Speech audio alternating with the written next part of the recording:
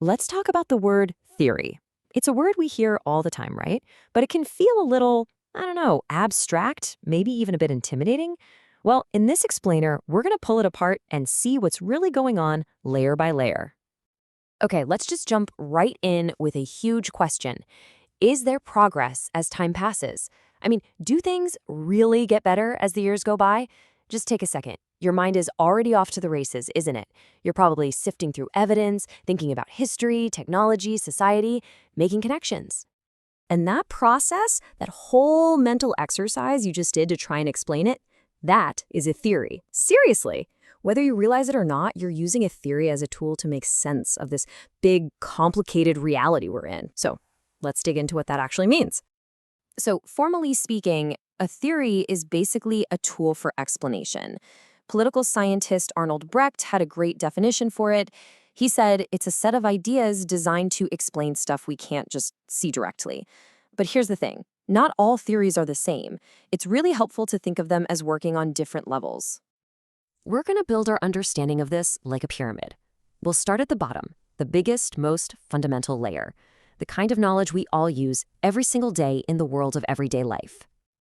So this first level, this is what we call first-order theory, and it's all about practical, hands-on knowledge. It's the how-to of the world. Think of it like this. It's the stuff you read, and then you immediately go and do it.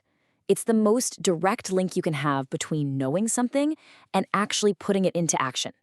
And this level of theory is everywhere. It's definitely not just for academics. We're talking about everything from indigenous knowledge about the land to a how-to manual for putting together furniture or even a simple guide for how to run a community meeting. It's all about practical skills and real-world techniques. Okay, you're ready to move up the pyramid? Let's go to the next level. Now we're going to add a layer of explanation. We're moving away from just the practical how and into the scientific world of why. And this is second-order theory. This is where a lot of the social sciences live. Things like development studies. It's not just about doing something. It's about trying to create models that explain how things work. Or, why they sometimes don't work. The whole point of this level is systematic explanation. You look at huge real-world issues, poverty, national politics, global problems, and you try to build or improve theories that make sense of it all. It's like a constant back-and-forth conversation with reality. All right, time to place the capstone on our pyramid. We're at the third and most abstract level, the world of metascience. This is where things get really interesting, because we're not just using theories anymore, we're stepping back to question the theories themselves. This is what we call third-order theory, or meta-theory. And here, the focus shifts completely. Instead of studying development, you're studying the theories about development. It's literally theory about theory. You're examining the tools themselves to see if they're any good. Yeah, this level is basically the philosophy of science. It looks at those second-order models and evaluates them, often pulling in bigger ideas from philosophy or politics. But, and this is a really important warning that comes with this level, you absolutely cannot lose touch with the welfare of real people. That's the danger of getting too abstract. So, we built this whole pyramid, right? From the practical to the explanatory all the way up to the abstract. Now, let's bring it all back down to earth and see how these levels actually connect in a really powerful way with the real world. And this gets us to a super important point. Theory is not some dusty old thing that just sits on a shelf. The cultural theorist Raymond Williams said it best. Theory is always in an active relation to practice.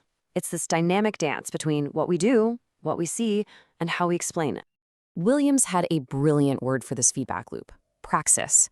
Praxis is that sweet spot where our actions are guided by our explanations, and at the same time, our explanations are constantly being tested and sharpened by our actions. It's what separates a useful, living theory from one that's just, well, an idea. So I want to leave you with one last kind of provocative thought.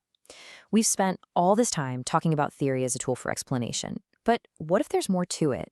Are theories just neutral tools for understanding how the world works, or could they also be tools for holding onto or maybe even challenging power? Something to chew on.